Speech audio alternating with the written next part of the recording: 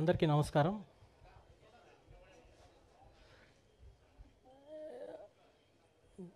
మాటలు రావటం లేదు, ఎందుకంటే వేదిక మీద అందరూ దిగ్గజాలు ఉన్నారు. నేను సావిత్రి గారి అభిమానిని. నేను ఈ జనరేషన్కి చెందిన వాడినైనా సావిత్రి గారు నిజంగా చెప్పాలంటే మా అమ్మమ్మ గారి జనరేషన్ చెందిన ఆర్టిస్టు. కానీ ఎప్పుడో నా ఇంటర్ 10th ఆ టైంలో నేను టీవీలో సినిమాలు వస్తుంటే, మూగ మనసుల సినిమా వస్తుంటే వారిని చూసినప్పుడు ఎక్కడో ఒక ఆర్టిస్ట్ కాకుండా ఇంకా ఎక్కడ ఎక్కువ కనెక్షన్ అనిపించింది. అంటే ఈవిడేదో మన సొంత మనిషి, మనకి ఏదో బంధం అనుబంధం ఉంది, అంటే ఏ జన్మలోనో అన్నట్లు అలా అనిపించి అప్పటి నుంచి అట్రాక్ట్ అయ్యి అసలు నేను రాయగలను, నేను ఇన్ని పనులు చేయగలను అంటే ఆర్ట్ ఫీల్డ్లో నేను ఇంతవరకు ఇన్ని పనులు చేయగలను అని నాకు తెలియజేసిన వ్యక్తి కూడా సావిత్రి గారు. వారి మీద అభిమానంతో స్టార్ట్ చేసిందే. నేను చాలామంది ఇక్కడ పెద్దలకి నా కళా ప్రయాణం తెలుసు. ఇన్ని చేశానంటే ఒక 34 అవార్డ్స్ అందుకున్నాను. అలాగే సెన్సార్ బోర్డు సభ్యులుగా 2 సార్లు చేశాను, నంది అవార్డు జ్యూరీ మెంబర్గా చేశాను. అనేక పుస్తకాలు, ముఖ్యంగా ఫోటోబయోగ్రఫీస్ని ఒక సిలబస్ పెట్టి వాటికి ఒక ఫార్మాట్ని తీసుకొచ్చి ఇంట్రడ్యూస్ చేశా తెలుగు రాష్ట్రాల్లో. అలాగే ఒక ఆర్కైవిస్ట్గా నేను 3.5 lakhs హార్డ్ కాపీస్, ఒక 3.5 lakhs సాఫ్ట్ కాపీస్, ఇవన్నీ కూడా తెలుగు సినిమాకు సంబంధించి 1932 నుంచి ఇప్పటి వరకు నేను అన్నీ కూడా సేకరించడం జరిగింది. అలాగే అనేక ఏమంటారు బుక్స్, ఫోటో నెగటివ్స్, ఇవంతా ఒక లైబ్రరీ లాగా నేను సేకరించి రన్ చేస్తున్నాను. సో నాకు ఈ ప్యాషన్ ఇదంతా కూడా సావిత్రి గారి బీజం అని చెప్పాలి. సో సావిత్రి గారు ఎంత గొప్ప నటి అనేది మా అందరికీ తెలుసు. తర్వాత ఇక్కడ వేదిక పైన ఉన్న లబ్ధ ప్రతిష్ఠలు అందరూ తమ అభిప్రాయాల ద్వారా వెల్లడిస్తారు. అయితే నేను ఫీల్ అయ్యే ఒక్క అంశం ఎక్కువ సావిత్రి గారి గురించి ఏంటంటే, తెలుగు చలనచిత్ర పరిశ్రమ పుట్టినప్పటి నుంచి ఇప్పటి వరకు అనేక మంది హీరోయిన్స్ వచ్చారు. కానీ ఏ నటిని చూసినా ఓన్ చేసుకోవాలంటే, అంటే సావిత్రి గారిని తీసుకుంటే ఇలాంటి చెల్లెలు మనకుంటే బాగుండు అనుకోండి, ఆవిడ చెల్లెల్లాగా కనిపిస్తుంది. ఇలాంటి అమ్మ ఉంటే బాగుండు అనుకోండి, ఆవిడ తల్లిలాగా కనిపిస్తుంది. ఇలాంటి భార్య ఉంటే బాగుండు అనుకోండి, శ్రీమతిలాగా కనపడుతుంది. ఇలాంటి వదిన ఉంటే బాగుండు అనుకోండి, ఆవిడ వదినలాగానే మనకి అటాచ్ అవుతుంది. ఇన్ని విధాలా మనకి అటాచ్ అయ్యే ఇంకో నటీమణి మనకి లేరు. ఒక్క సావిత్రి గారే మనకు అన్ని విధాల కనెక్ట్ అవ్వగలరు. సో ఆ సావిత్రి గారి నేను చాలా చిన్నప్పటి నుండి అన్ని సేకరిస్తున్నాను కాబట్టి, ఎప్పుడో నా ఇంటర్లోనే విజయ చాముండేశ్వరి గారి ఇంటికి వెళ్ళా. నా చేసిన కలెక్షన్స్ అవన్నీ తీసుకొని వారి ఇంటికి వెళ్ళినప్పుడు అంతా చూసి ఒక చిన్న జాలిగా నా వైపు చూశారు. పాపం ఏంటి పిల్లాడు ఇంత ఇలా ఇవన్నీ ఏంటి ఈ వయసులో ఏంటి అన్నట్టు చాలా ఇష్టపడటం బిగిన్ చేసి, ఇక ఇప్పుడు కూడా అప్పటి నుంచి ఈ దాదాపు 20 years పైన సంగతి చెప్తున్నా. అంటే వారితో అనుబంధం, ఆ కుటుంబంతో ఎప్పుడు వెళ్ళినా కూడా ఆ విశేషాలు మాట్లాడుతున్నప్పుడు చాముండేశ్వరి గారి కళ్ళల్లో అమ్మ గురించి ఇప్పుడు ఒక చిన్న కన్నీటి పొర వస్తుంటుంది. అంటే ఒక చిన్న కళ్ళ నిండా నింపుకుని ఆనందంతో చెప్తూ ఉంటారు అప్పటి విశేషాలు. వారి పక్కన గోవిందరావు గారు, ఈ దంపతులు ఇద్దరు కూడా ఎప్పుడు కూడా దే హ్యావ్ ద లవ్ అనమాట. అంటే మెచ్యూర్ అయ్యే కొలది. అప్పట్లో అమ్మగారు అంటే సావిత్రి అమ్మగారు చనిపోయేటప్పటికి విజయ చాముండేశ్వరి గారు జస్ట్ 22-23 years. అప్పటికంటే ఇప్పుడు మెచ్యూరిటీ లెవెల్స్ పెరిగిన తర్వాత ఆవిడ గొప్పతనం అన్ని విధాలా తెలుసుకొని ఇంకా she started loving more. And ఎక్కడ విగ్రహం పెడుతున్నారన్న, ఎక్కడ ఒక పుస్తకం వేస్తున్నారన్న ఇట్లా తెలిస్తే వెంటనే చెక్స్ పంపిస్తూ ఉంటారు. ఇవన్నీ చాలామందికి తెలియదు. సో అటువంటి ఒక విజయ చాముండేశ్వరి గారు ఒకసారి హైదరాబాద్కి వచ్చినప్పుడు నన్ను పిలిపించి, నువ్వు ఒక బుక్ రాయాలి అన్నారు.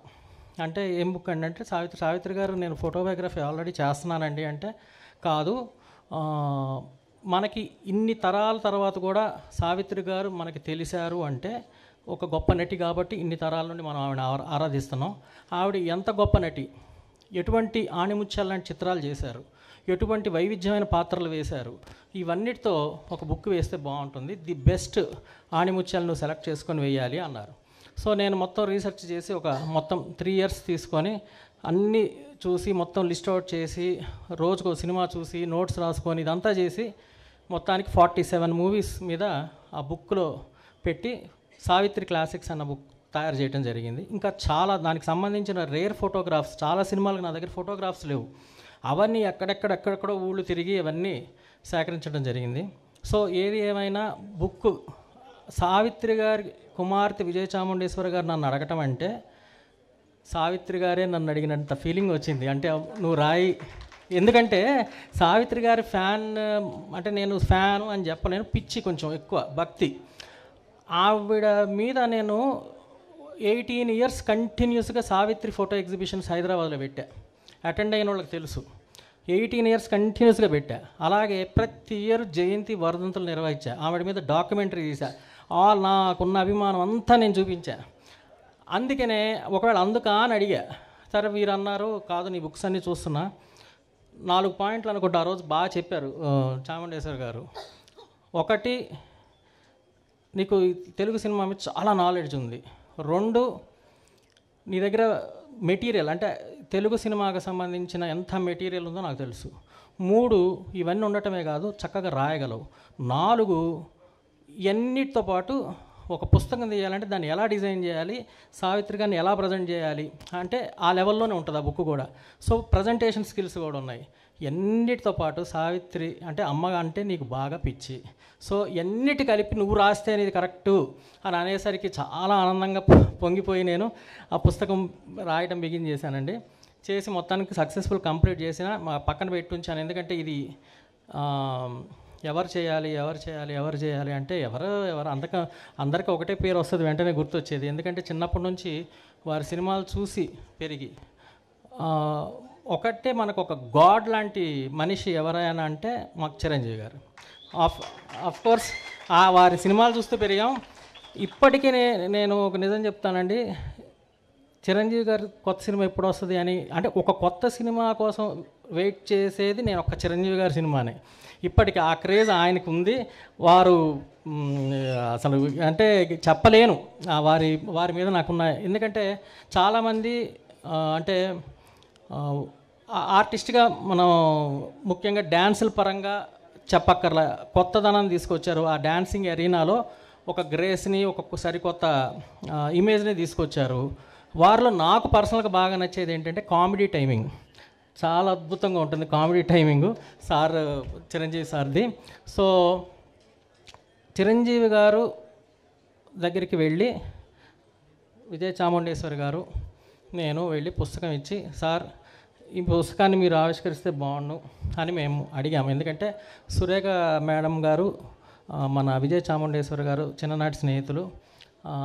ఆ పరిచయంతో కూడా ఇద్దరు దంపతులు రావాలని ఆహ్వానిస్తున్నప్పుడు చాలా చక్కగా తప్పకుండా వెంటనే ఒప్పుకొని వారు రావటమే కాకుండా ఈ కార్యక్రమాన్ని మొత్తం తమ భుజస్కంధాల మీద వేసుకొని చిరంజీవి గారు నిర్వహిస్తూ వారు ఆవిష్కరించడం, ఆ దంపతులు ఉండటం. ఎందుకంటే చాలా కార్యక్రమాలు జరుగుతుంటే ఎప్పుడు మనం సురేఖ మేడం గారిని చూడం, కానీ వాళ్ళ దంపతులు ఇద్దరు వచ్చి ఈ కార్యక్రమంలో పాల్గొనడం అనేది నిజంగా మహానటి సావిత్రి గారికి చిరంజీవి గారు ఇస్తున్న గొప్ప నివాళి. ఇది వారు తలపెట్టి వారు చేయటం అనేది అది ఇదొక చరిత్రలో లిఖించదగ్గ విషయమే నా ఉద్దేశం. ఎందుకంటే అంత మెగాస్టార్ గారు వారు వస్తే చాలు, వేదిక పైన ఉంటే చాలు, కానీ వారు లేదు, ఇది చక్కగా గ్రాండ్గా చేద్దాం. మేమన్నాం సార్ మీరు మీ స్వగృహంలో చేసినా చాలు మాకు అని అన్నా కూడా లేదు, సావిత్రి గారు నీడ్స్ ఎ సెలబ్రేషన్ అని చాలా ఇంత వైభవంగా నిర్వహించడానికి కారకులయ్యారు. మరి ఈ వేదిక పై నుండి వారికి ఈ సందర్భంగా అంటే ఈ సావిత్రి క్లాసిక్స్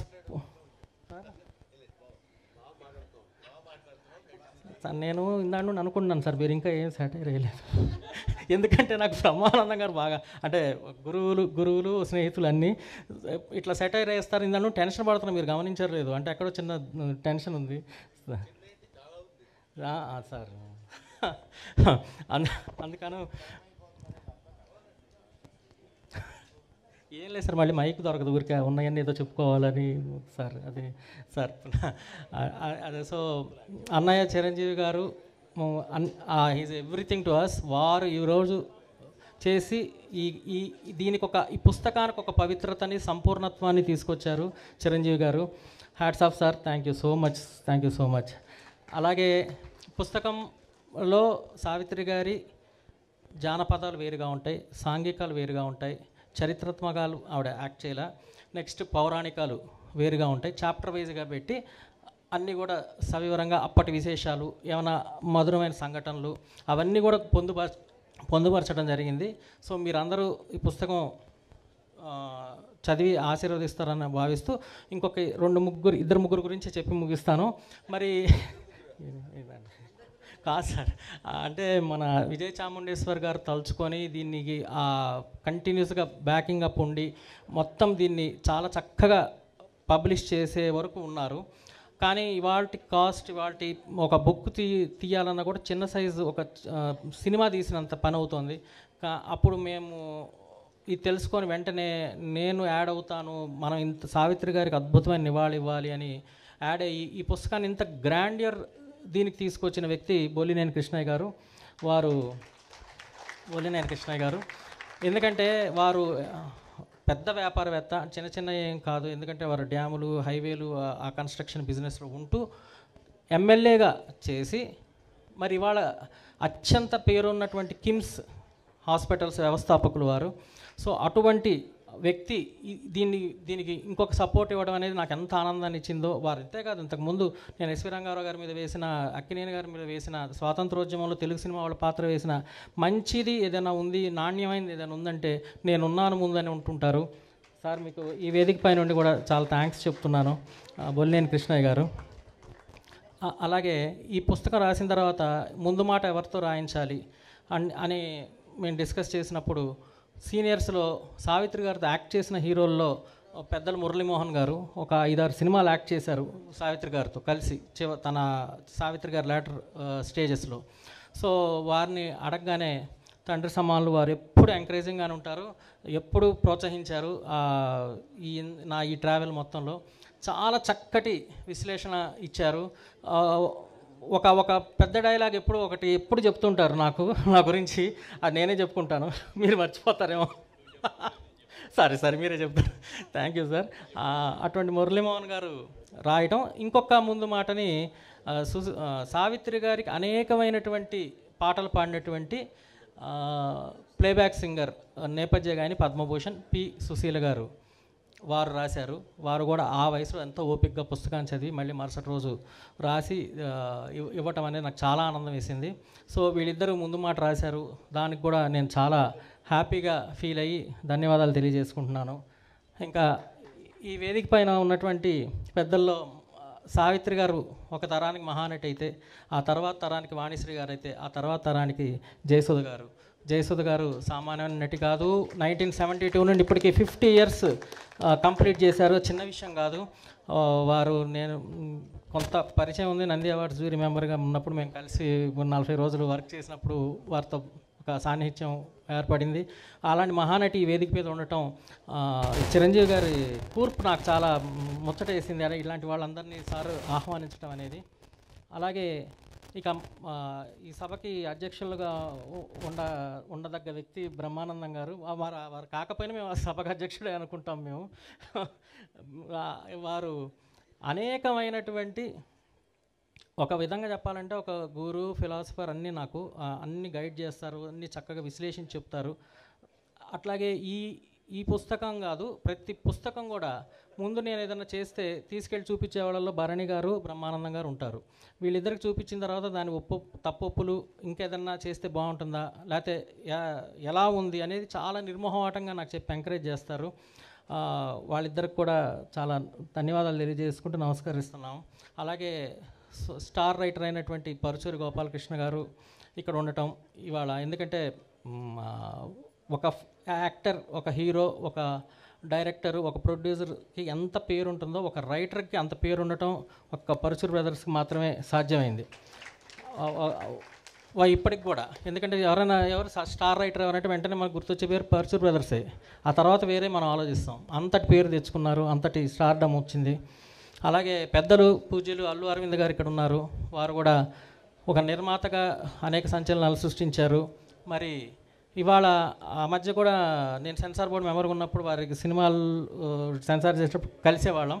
అయితే అల్లు రామలింగయ్య గారి మొన్న శత జయంతి సందర్భంగా పుస్తకం వేయమని ఆఫర్ కూడా నాకు వారు ఇవ్వటం జరిగింది, కానీ చాలా తక్కువ టైం ఉంది సార్, కొంచెం నేను చేయలేను, అన్నిదా భావించొద్దు, కొంచెం మినిమం 6 to 8 months ఉంటే బాగుంటుంది అని అంటే వారు ఎంతో సహృదయతో అలాగే అమ్మని అన్నారు. ఆఫర్ పిలిచి ఇచ్చినందుకు చాలా థ్యాంక్స్ సార్, మీకు ధన్యవాదాలు. ఇంకా చాలా చెప్పాలనుంది కానీ